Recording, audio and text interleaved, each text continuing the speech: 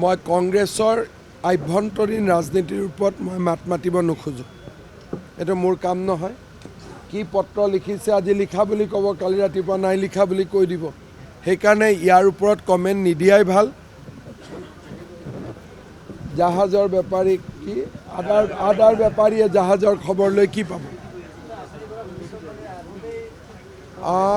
মইতো এটা ভৱিষ্যতবাণী কৰি থৈ দিছোঁ আৰু মই সেইটোত ষ্টেণ্ড লৈ আছোঁ যে হয় প্ৰদ্যুৎ বৰদলৈ বহুত দিন কংগ্ৰেছত থাকিব নোৱাৰে, কাৰণ তেওঁক যিকেইজন ল'ৰাই মাৰ্ডাৰ কৰিব খুজিছিল তেওঁলোককে গৈ কংগ্ৰেছৰ সভাপতিয়ে গামোচা পিন্ধাই দিলে।